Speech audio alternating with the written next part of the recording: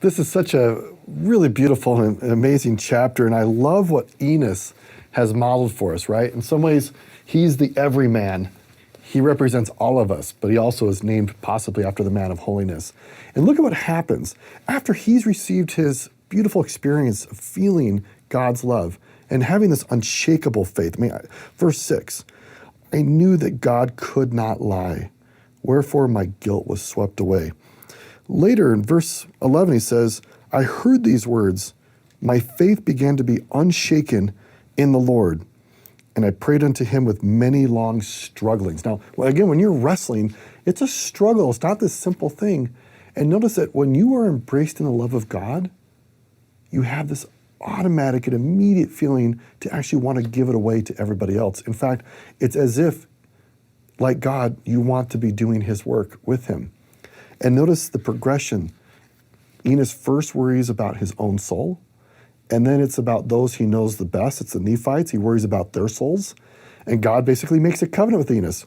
As long as the Nephites keep my covenantal instructions, which are the commandments, they will prosper in the land. Otherwise, the land will be cursed.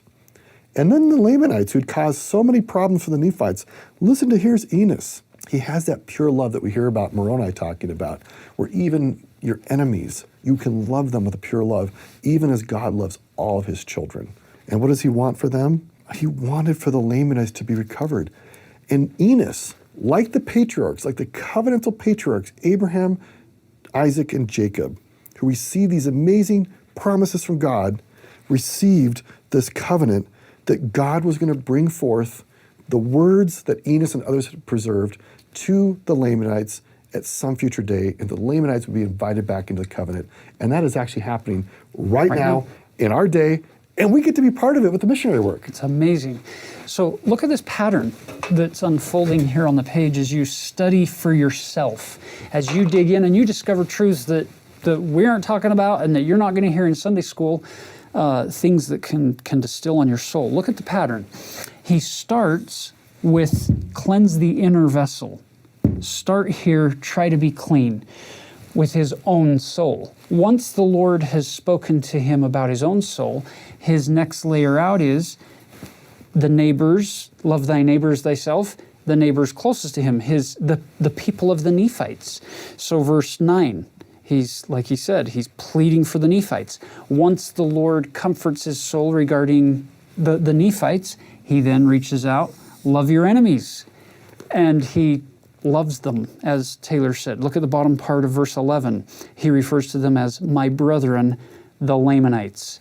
Once you've got a promise and assurance from the Lord on that, now he reaches out even further to the records, because it's through the records that it's not that he cares so much about plates. Plates are just made of gold or metals. The plates have no eternal lasting value in the eternities. The fact is he recognizes the ability that those plates are going to have to bless people, children of God, through who knows how many different times and lands in the future. And he's now pleading with the Lord to preserve the record so that it can be a means of bringing people back into the covenant with God.